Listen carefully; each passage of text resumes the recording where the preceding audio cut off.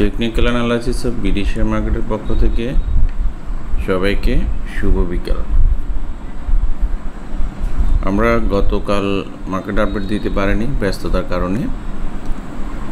মার্কেটে পরশুদিন আমরা যে টাইপের চিন্তাভাবনা করেছি গতকালকে এবং আজকে, মার্কেট চরমভাবে এমনকি মারাত্মকভাবে মার্কেট ডমিনেট করে মার্কেট উপরের দিকে চলে যাচ্ছে। তো এখানে সবচেয়ে সুখকর কয়েকটা ব্যাপার আছে। বড় বড় যে বাধাগুলো ছিল আজকে সবগুলো বাধা অতিক্রম করেছে, এমনকি হিউজ ভলিউম সহ।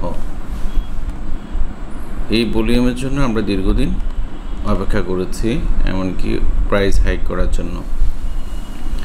এখানে এত বড় ক্যান্ডেল হওয়ার জন্য সবচেয়ে বড় ভূমিকা রেখেছে আমাদেরকে জিপি, আর পাশাপাশি কিছু লো পেড শেয়ার। এখনও পর্যন্ত আমরা দেখতে পাচ্ছি লো পেড শেয়ারগুলোর আধিপত্য বাজারে অনেক বেশি। তো সেটার প্রেক্ষিতে আমরা যদি মার্কেটটা পর্যালোচনা করি, তাহলে আমরা ইন্ডেক্সের যে চার্টটা দেখব, সেটা আমরা দেখতে পাচ্ছি তত্তর করে বাজার সকাল থেকে ক্রমান্বয়ে উপরের দিকে গেছে। এমনকি চার্টের পরিস্থিতি দেখলে আমরা বুঝতে পারি একদম সুনিপুণভাবে কেউ বাজারটাকে নিয়ন্ত্রণ করছে, কোনোভাবে পড়তে দেবে না, এরকম একটা যেন পণ করে বাজারকে উঠিয়েছে। তো যেভাবে বাজার উঠুক সেটা আমাদের বিনিয়োগকারীদের জন্য খুবই সুখকর একটা ব্যাপার। আজকে আমরা 65 পয়েন্টস বাড়তে দেখেছি, 4832 পয়েন্টে বাজার অবস্থান করছে। 298টা শেয়ার অ্যাডভান্স হয়েছে, যেখানে মাত্র 46টা শেয়ার ডিক্লাইন আর 54টা আনচেঞ্জড অবস্থায় আছে। তো এটা খুবই আমাদের জন্য ভালো ব্যাপার। আমরা আজকে মার্কেটে কোন কোন সেক্টর বা কি বেশি বেড়েছে সেই জিনিসগুলো আমরা একটু চেক করতে পারি। আমরা গত কয়েকদিন থেকে দেখতে পাচ্ছি টেক্সটাইলের বিভিন্ন শেয়ার লো পেড অথবা ফান্ডামেন্টাল যেগুলো হোক, টেক্সটাইলটা বেশি অগ্রগামী অবস্থায় আছে। সেকেন্ড পজিশনে আজকে আমরা দেখতে পাচ্ছি ইঞ্জিনিয়ারিংকে, থার্ডে দেখতে পাচ্ছি ইন্স্যুরেন্সকে, আর ফার্মাসিউটিক্যালস। অন্যান্য সময় আমরা ফার্মাসিউটিক্যালসের অবস্থানটা একটু ভালো দেখে আজকে এটা 4 নম্বর অবস্থান করছে। তো যাই হোক, পালাক্রমে সবগুলো শেয়ারই ধীরে ধীরে দাম বাড়বে। আজকে যেটা দাম বাড়েনি, কারোরই হাই হতাশ করার কিছু নেই। আগামী দিনই আজকে যেগুলো দাম বেড়েছে সেগুলো কারেকশন হবে, যেগুলো দাম বাড়েনি সেগুলো আগামী দিন বাড়বে। একটা স্বাভাবিক সুস্থ বাজারে আমরা এই প্রকৃতির বাজার অতীতে দেখেছি, হয়তো ভবিষ্যতেও আমরা দেখতে পাবো, এটা আমরা আশা করছি। এখন চলুন আমরা গত সপ্তাহ জুড়ে, মানে এই সপ্তাহ জুড়ে, আজকে যেহেতু সপ্তাহের শেষ দিন, আজকে 26, 27, 28 দুদিন বন্ধ, আর আমরা সপ্তাহের মাত্র 2টা দিন পাচ্ছি। এরপরে আমরা বছরটা শেষ হয়ে যাবে, 30শে জুন শেষ হয়ে যাবে। আর এই 2টা দিন বাজার কীরকম আচরণ করে এটা একটা দেখার ব্যাপার আছে। আর যেহেতু এটা বাজেটের মাস, বাজেটও শেষ, বাজেট পাস হয়ে যাবে। আর এটার প্রেক্ষিতে আমরা যে জিনিসগুলো বলতে হয়, পুরো সপ্তাহ জুড়ে যে শেয়ারগুলো আমি অ্যানালাইসিস দিয়েছিলাম সেগুলোর বর্তমান বাজারের দর কীরকম গেছে। তার মধ্যে ক্রিস্টাল ইন্স্যুরেন্স, নাভানা ফার্মা, কপারটেক, দেশ গার্মেন্টস, রহিমা ফুড, আইবিপি সহ অনেকগুলো শেয়ারেরই আমি অ্যানালাইসিস দিয়েছি। তার মধ্যে দেশ গার্মেন্টস, রহিমা ফুড অব্যাহতভাবে বাড়ছে, কপারটেক খুব সুপার হিট করেছে। সেখানে শুধু ক্রিস্টাল এবং নাভানা ফার্মাটা এখনও ঝিমুচ্ছে, গতকালকে যদিও একটু বেড়েছে, আজকে ঝিমুচ্ছে। আমি ধীরে ধীরে সবগুলো শেয়ারেরই আলোচনায় আসবো। এটা ছাড়াও কিছু লো পেড জাঙ্ক শেয়ার যেগুলো আপনাদের নজরে আনতে চাই, সেগুলো আমি আলোচনায় দিব। আপনারা নিশ্চয় ধৈর্য সহকারে ভিডিওটা দেখবেন। তো চলুন আজকে আমরা আগে ইন্ডেক্সটা শেষ করি। ইন্ডেক্সের যে লম্বা বড় একটা রেসিস্ট্যান্স ছিল, এই যে জায়গাটা অর্ডার ব্লক ছিল, আজকে উত্থানের মধ্য দিয়ে আমরা সেই অর্ডার ব্লকের রেসিস্ট্যান্সটা ব্রেকআউট হতে দেখেছি, এমনকি খুব সফলভাবে সুন্দরভাবে ভলিউম সহ ক্যান্ডেলও চমৎকার। তো আগামী দিন থেকে আমরা তত্তর করে বাজার বেড়ে যাবে এরকম ভাবছি না, বাট বাজার বাড়বে এটা প্রত্যাশিত। তো এখানে বাজার বাড়লে বাজার আসলে কতটুকু যেতে পারে আমরা যদি ম্যানুয়ালি একটা চেক করি, তাহলে এখানে যেমন একটা প্রিভিয়াস অর্ডার ব্লক ছিল, সেটাকে যদি আমরা টেনে দিই, তাহলে আমরা দেখতে পাবো বাজার 4950 থেকে একেবারে 5000, মানে এই 50 পয়েন্টের মধ্যে বাজারের একটা রেজিস্ট্যান্স আমরা ম্যানুয়ালি দেখতে পাচ্ছি। এটা ছাড়াও এটার কাছাকাছি আরও একটা অর্ডার ব্লক আছে, যেটা আমরা খুব কাছাকাছি জায়গায়। এতগুলো অর্ডার ব্লক দেখাতে গেলে আসলে আপনারা নিজেরাই বিভ্রান্তির মধ্যে পড়ে যাবেন, তো যেটার কারণে এতগুলো না দেখানোই আসলে ভালো। আমরা আর একটু গাণিতিক ব্যাখ্যাতে যাব, যে ব্যাখ্যাতে গেলে আমরা আরও সুচারুভাবে ইন্ডেক্স কোথায় গিয়ে দাঁড়াতে পারে সেই জিনিসটা আমরা দেখতে পাবো। আমরা এই যে ছোট্ট একটা উত্থান হলো, এই উত্থানে এটা কত পার্সেন্ট এসেছিল আর আমাদের ইন্ডেক্স কতটুকু টার্গেটে যেতে পারে সেটাও যদি আমরা আলোচনা করি তাহলে কিন্তু আমরা ক্লিয়ার হয়ে যাব। যেমন আমরা আগের একদম প্রেজেন্ট লো এবং রিসেন্ট হাইটা যদি আমরা চেক করি তাহলে আমরা দেখতে পাবো আমাদের টার্গেটগুলো কোথায় কোথায়। তাহলে রিসেন্ট টার্গেট অনুসারে আমরা যদি দেখতে পাই এটা 81% পর্যন্ত নেমেছিল। 81% কিনা একটু চেক করি।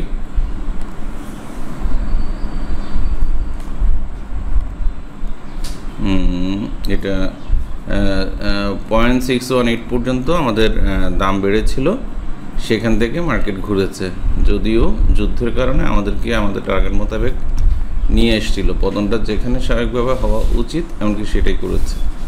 শুধু আমরা ভয় পেয়েছিলাম যুদ্ধটা যদি কন্টিনিউ করে তাহলে আসলে এখানে টিকবে কিনা। তো যেহেতু ভালোভাবে টিকে গেছে, এখন আমাদের আর টেনশনের কোনো কারণ নেই। এখন আমাদের টার্গেটটা কি হতে পারে বা কি হতে যাচ্ছে আমরা সেটা একটু চেক করি। স্পার ফিবো টার্গেট অনুসারে আমাদের মার্কেট দেখা যাচ্ছে 4938, মানে 50-এর কাছাকাছি যে জায়গাটা আছে সেটা, এটা হচ্ছে এই নিয়ারেস্ট যে অর্ডার ব্লক আছে এইটাতে এসে টাচ করছে, আর এটা পরবর্তীতেও আছে যেটা 5000 কাছাকাছি। তো আমরা যেভাবেই চিন্তা করি না কেন, ফিবোতে বলেন বা এসএমসি বলেন বা মানে স্মার্ট মানি কনসেপ্টেও আগাই অথবা অন্য যে কোনো পদ্ধতিতে যাই না কেন, আমরা খুব কাছাকাছি জায়গায় কোনো একটা সাপোর্ট অথবা রেসিস্ট্যান্সকে খুঁজে পাবো।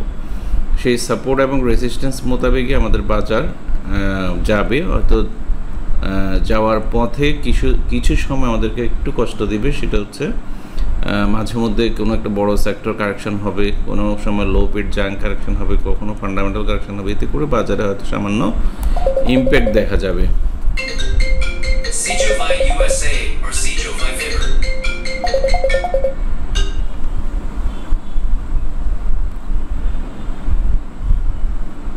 বন্ধুরা, আমি কিছুক্ষণ বিরতিতে গিয়েছি। আমরা ইন্ডেক্স নিয়ে যতটুকু আলোচনা করেছি সেটা আমি আবার একটা সামারাইজ করি। আমরা ফার্স্ট টার্গেট হিসেবে ধরে নিচ্ছি 4950, এটার আশেপাশে আমাদের মার্কেট যাবে, এটা আমরা প্রত্যাশা করছি। আর আগে অতটুকু যাক, তারপর আমরা বিস্তারিত আসবো। আমরা কিছু স্টক নিয়ে আলোচনা করব আজকে, স্টকগুলো নিয়ে দেখি। ফার্স্ট অফ অল আমরা এখন মার্কেটে যে ট্রেন্ডটা দেখতে পাচ্ছি, সেই ট্রেন্ডে দেখতে পাচ্ছি লো পেড কিছু শেয়ার দাম বাড়ছে, সাথে যেগুলা ইয়ারের সর্বনিম্ন রেটে 2-1 বছরের মধ্যে সর্বনিম্ন রেটে আছে এইসব শেয়ারগুলো বেশি দাম বাড়ছে, মানে বেশি কারেকশান হওয়া শেয়ারগুলো। তার মধ্যে আমি এএলকে দেখতে পাচ্ছি দীর্ঘ সময় জুড়ে শেয়ারটার দাম পড়েছে অনেক উপর থেকে। আমরা যদি হাই হিসাব করি 140, লোতে হচ্ছে এটা শুধু 40 টাকা, তাহলে আপনারা চিন্তা করুন এটা কত পার্সেন্ট পড়তে পারে একটা শেয়ার। এটা ফান্ডামেন্টাল রেশিওজ আমি চেক করিনি, আপনারা ফান্ডামেন্টালটা চেক করলে আরও ভালো বলতে পারবেন এটা কি। আমি আজকের শুধু হিসেবে বলতে পারি গত পতন শেষ হওয়ার পরে শেষের দিকে পতন যত বেশি হচ্ছে ভলিউম সহ পতন হয়েছে। এই বড় পতনের পরে কিন্তু আমরা দেখতে পাচ্ছি আরও কিছু পতন হয়েছে বাজার, তারপরেও কিন্তু ভলিউম কমে গেছে। সেই ভলিউম এখন ধীরে ধীরে আবার বাড়ায় স্টার্ট করেছে। তার মানে এটা হচ্ছে এটা এখন সুনজরে দেওয়ার মতো জায়গায় এসে দাঁড়িয়েছে। তাহলে আমি এখন ফান্ডামেন্টালি বা টেকনিক্যালি কোনো কিছুই বলবো না, আমি শুধু এখন বলছি এই শেয়ারগুলোর দিকে নজর দেওয়ার জন্য। এটা একটা শেয়ার হতে পারে। তারপরে হচ্ছে মালাক স্পিনিং, মোস্ট প্রমিজিং এবং গেমলিং একটা শেয়ার, একদম একই অবস্থা দেখেন, এটাও 40 টাকা থেকে 40-42 থেকে 21 টাকা, এটা 50% পড়েছে, ওটা 150% পড়েছে আগেরটা।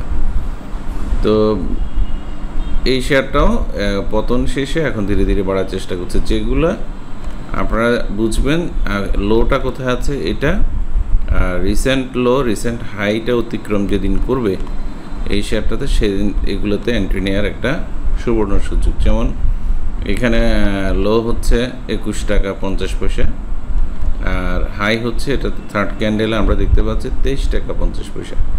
এখন এটা 23 টাকা 30 পয়সা আছে। 23 টাকা 50 পয়সা পার করলেই এই শেয়ারটাতে এন্ট্রি নেওয়া যেতে পারে। আমি এন্ট্রি নিতেই হবে, এটাতে নিলে লাভ করবেন, আমি এটা মিন করছি না, আরও সময়ও লাগতে পারে। তারপরে আসি আমরা মিউচুয়াল ফান্ডের মধ্যে একটা শেয়ার দেখতে পাচ্ছি, খুবই গেমলিং, মারাত্মক টাইপের গেমলিং একটা শেয়ার। দেখেন এটা তলানি কোথায় আসছে, যেই জায়গাটা থেকে এটা এক্স্যাক্টলি মুভ হয়েছিল, আমরা সেই জায়গার একদম নিয়ার কাছাকাছি জায়গায় চলে আসছে। তো এটা যখন এই 14-15 টাকা থেকে শেয়ারটা যখন একেবারে 50 টাকা হয়ে যায়, কেউ কখনো কি ভেবেছিল এটা আবার 14 টাকায় আসবে? আমরা ব্যাক্সিমকোকে যদি ফ্লোর থেকে ছেড়ে দিত, তাহলে আমরা কিন্তু আজকে এটাকে 14 টাকা দেখতে পেতাম। কেন যে এটাকে ওই জায়গায় ব্লক রেখেছে, মার্কেটকে এতগুলো টাকা ওখানে ব্লক করা হয়েছে, এটা ওরাই ভালো জানে। তাহলে এই শেয়ারটা তো আমরা দেখতে পাচ্ছি গত মার্চ থেকে জুন 3 মাস জুড়ে শেয়ারটা একই জায়গায় ঘুরপাক খাচ্ছে। এইটারও যদি ফান্ডামেন্টাল স্ট্যাটিস্টিক্স খুব ভালো হয়, সেক্ষেত্রে কিন্তু এই শেয়ারটা তো বিনিয়োগের একটা সুযোগ থাকে। তারপরে আসি আমরা মেঘনা লাইফ, একদম আমি আজকে আমার চোখে পড়েছে এটা। মেঘনা লাইফও দেখেন 140 টাকার একটা শেয়ার, শুধুমাত্র 45 টাকা ট্রেড হচ্ছে। দুদিন আগেও আমি দেখেছি এটা 40 টাকা, এটা 40-এর নিচে ছিল। তো এটাও সাইডওয়েজ মুভমেন্ট করে মোটামুটি একটা অ্যাকোমোডেশন জোনে আছে। অ্যাকোমোডেশন জোন থেকে যেদিন বের হবে সেদিন থেকে হল্টেড হওয়া শুরু। এখন যে শেয়ারগুলো হল্টেড হচ্ছে, খুব দ্রুত গতিতে বাড়ছে, এই শেয়ারগুলোর পজিশন এরকম ছিল। যেমন আমি কয়েকদিন আগে আপনাদেরকে কপারটেক দিয়েছিলাম। কপারটেক দেখেন আমরা এন্ট্রি নিয়েছি, যারা আমার সাথে সাথে এন্ট্রি নিয়েছেন ওরা সবাই জানেন, আমরা এই জায়গাগুলোতে এন্ট্রি নিয়েছি। আমি একটু ব্লক করে দেখিয়ে দিই। আমাদের এন্ট্রি পয়েন্টটা ছিল এই একটু জায়গার মধ্যে, এই যে নিচে হলো 17 টাকা 40, উপরে 18 টাকা 70, এই জায়গার মধ্যে আমাদের সমস্ত এন্ট্রি কমপ্লিট করে। তাহলে আমাদের এন্ট্রি কমপ্লিটের পরে একদিন বেড়েছিল, তারপরের দিন আবার পতন হয়।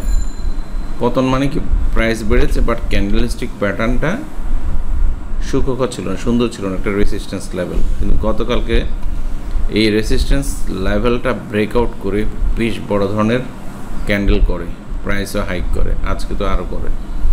তো এইভাবে দেখেন দুই জায়গা মতো এন্ট্রি নিতে পারলে 2-3 দিনে কিন্তু একটা বেনিফিট নিয়ে বের হওয়া যায়। তো এই টাইপের শেয়ারগুলোর দিকে আমার মনে নজর দেওয়া উচিত। তার মধ্যে আমি কয়েকদিন আগে আপনাদেরকে ক্রিস্টাল ইন্স্যুরেন্স দেখিয়েছিলাম। ক্রিস্টাল ইন্স্যুরেন্সের স্ট্যাটিস্টিক্স দেখেন একদম সিমিলারিটি আছে। এইটাও কিন্তু 140 টাকার কাছাকাছি থেকে এসছে, বেড়েছিল 35 টাকা থেকে। তো 35 টাকা থেকে যদি বাড়ে, এটা আবারও 35 টাকা এসে টাচ করেছে। তো যে শেয়ারগুলো একবার যেখান থেকে উঠেছে সেখানে সে সেজদা দিয়েছে, সেই জায়গাগুলো কিন্তু থেকে আবার শেয়ারগুলো নতুন করে গতিপথ তৈরি করে নিচ্ছে। তো সেখানে ক্রিস্টাল ইন্স্যুরেন্সকেও আমি একই জায়গায় দেখতে পাচ্ছি। ফান্ডামেন্টাল চেক না করে আপনারা কোনো শেয়ারই বাই সেলে যাবেন না। তারপরে হচ্ছে নাভানা ফার্মা, ফান্ডামেন্টালি খুবই চমৎকার একটা শেয়ার। ফার্মাসিউটিক্যালসের অনেক শেয়ারের দাম বেড়েছে, এটা পড়ে আছে। দেখেন এটার অবস্থা দেখেন। আমরা এটার যদিও নতুন শেয়ার, আমি আইপিওতেও কিছু শেয়ার পেয়েছিলাম, আমার মনে আছে। এমনকি আমি সর্বোচ্চ রেটে বেচতে না পারলেও 100 টাকার কাছাকাছিতে বেচেছিলাম। তো সেখান থেকে উত্থান পতন শেষ করে ফাইনালি শেয়ারটার দাম পড়েছে একেবারে 35 টাকার কাছাকাছি জায়গায় এসে শেয়ারটা সাইডওয়েজ মুভমেন্ট করছে। তাহলে আমরা যদি এই শেয়ারটাকে এরকম একটা সিলেকশনে রাখতে পারি, লম্বা সময় জুড়ে একটা সাইডওয়েজ মুভমেন্ট, তো এটা তাহলে অতিক্রম করতে হলে একেবারে 57-58 অথবা 60 টাকা পার করতে পারলে তারপরে এটার গতিপথ তৈরি হবে। এখনও এটা মাত্র 50 টাকার কাছাকাছি আছে, আরও 10 টাকা উত্থানে যেতে হবে শেয়ারটাকে। তাহলে এগুলো হচ্ছে আমাদের নেক্সট উইকে বাছাই করার জন্য কিছু নির্দিষ্ট শেয়ার। আর এটার পাশাপাশি আমরা কিছু লো পিট জাঙ্ক দেখতে পারি। আর যেমন জিপির ক্ষেত্রে দীর্ঘদিন পড়েছিল, এখন ইন্ডেক্স বাড়ার জন্য জিপিকেই একমাত্র পথ হিসেবে ধরে নিয়েছে 269-70 টাকা থেকে আজকে 302 টাকা। তো এর মধ্যে কিন্তু ভালো একটা গেইন করেছে, ইন্ডেক্সেও সাপোর্ট দিয়েছে, সাথে নিজেও দাম বাড়ছে। এটার পাশাপাশি আমরা স্কয়ার ফার্মাকেও দেখতে পেয়েছি গত কয়েকদিন প্রাইস বাড়ার জন্য, আজকে একদম চমৎকারভাবে ক্যান্ডেল এই যে ছোট্ট একটা জায়গার মধ্যে অ্যাকোমোডেশন করেছে, আজকে প্রাইস হাইক করেছে। এভাবে করে শেয়ারগুলোর দাম আসলে বেড়ে যাবে। আর হচ্ছে আমরা একটু শেয়ার দেখি আজকে জেমিনি সি ফুডের গতি আমি কত জায়গা উপর থেকে পড়েছে এটা দেখতে হলে আমাকে মান্থলি চার্টে যেতে হবে। দেখুন অবস্থা কি, মানে এ সারা জনমের লো যেটা সেটা এবার করেছে। এই শেয়ারটার দাম ছিল একটা সময়ে 4000 টাকার কাছাকাছি, যেটা 9-10 সালের কথা। সেই জায়গাটা থেকে শেয়ারটা লম্বা সময় জুড়ে পড়েছে 11-12-তে, তারপরে উত্থান পতন করে 1000 টাকা হচ্ছে আমরা কিছু সময় অ্যাভারেজে দেখেছি। এখন শেয়ারটা 122 টাকার কাছাকাছি। তো এই টাইপের শেয়ার কেন এই পর্যায়ে পড়ে থাকবে সেটা আসলে ভাবার ব্যাপার, সময় এসে গেছে। এটা হচ্ছে আমরা মান্থলি চার্টে দেখতে পাচ্ছি। উইকলিতে যদি দেখি তাও দেখতে পাচ্ছি এখানে সাইডওয়েজ মুভমেন্ট যে ক্রিয়েট করা হয়ে গেছে 2-4-6 সপ্তাহ জুড়ে, এটা আমরা ক্লিয়ার হয়ে গেছে। এমনকি ভলিউমটাও উইকলিও ভালো। তাহলে ডেইলিতে আমরা দেখতে পাচ্ছি, ডেইলিতে আপনারা কিন্তু এগুলো দেখে শুনে করতে হবে, কারণ লো পিট যখন একবার একটা সুইং তৈরি করে, সেই সুইংয়ের পরে সে 60, 70, 80, 90% পর্যন্ত প্রাইস পড়ে যায়, পড়ে গিয়ে তারপরে আবার বাড়ে। আপনারা যেন ফলিংয়ে না থাকেন, ফলিং সিচুয়েশানটা অনেক খারাপ। তো এই জায়গাগুলো খেয়াল রেখে আপনারা কাজ করবেন। তারপরে দেশ গার্মেন্টস আমরা কয়েকদিন আগে আপনাদেরকে আইটেম হিসেবে বলেছিলাম, এটা কোথায় গিয়ে কোথায় কারেকশান হবে। দেখেন আমার এই বড় ক্যান্ডেলের দিন এটা বলেছিলাম 102 টাকা, কারেকশান হলে এটা কতটুকু হতে পারে সেই কথাটা আমি ক্লিয়ারলি বলেছি। এখানে এই জায়গাটায় 94, 95 থেকে 98 এই রেঞ্জের মধ্যে এটার কারেকশানের একটা সুযোগ আছে। সুযোগ বলতে কি, এটা রিটেস্ট এটাকে বলা হয়। সেই রিটেস্ট দেখেন এখান থেকে গিয়ে উপরে গিয়ে রিটেস্ট করে তারপর আজকে আবার দাম বেড়েছে। তো এটা মানে অত অল্প জায়গার মধ্যেই বাড়ার মূল কারণটাই হচ্ছে আমরা নিচে ভলিউম যদি খেয়াল করি তাহলে বুঝতে পারবো শেয়ারটা অনেক কষ্ট করে অনেক দিন ভলিউম নিয়ে উঠছে, এখন সহজে সে পড়বে না। এটা হচ্ছে এটা মূর্ধ কথা। আমরা রহিমা ফুডটাকে একটু চেক করি। রহিমা ফুডের ক্ষেত্রেও আমরা একই রকমের চার্ট দেখিয়েছিলাম, তো এখানে একই রকমের চার্টের পজিশন আছে কিনা, একদম আমাদের বরাবর জায়গা থেকে শেয়ারটা ঘুরে গেছে কিনা।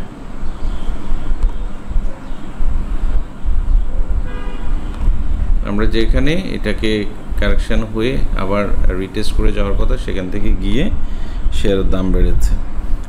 এইভাবে যদি আমরা শেয়ার সিলেকশন করতে পারি তাহলে কিন্তু আমরা সহজে কিন্তু লস রিকভারি করতে পারবো। এই ক্ষেত্রে আজকে লিগেসির দাম বেড়েছে, ইবনে সিনার দাম বেড়েছে, মীর আখতার বেড়েছে। তো জিনিসগুলো দেখে আগামী 2টা দিন বন্ধ আছে, আগামী 2টা আবার তারপরে ওপেনিং 2টা ডে হলো মাসের শেষের দিন। সব কিছু মিলিয়ে আপনি তারপরের মাসে ইনভেস্টমেন্টের জন্য শেয়ার সিলেকশন করতে হলে এই ধরনের ক্লুগুলো কাজে লাগিয়ে যদি কাজ করতে পারেন সবার জন্য মঙ্গল হবে। ধন্যবাদ, সবাই ভালো থাকবেন।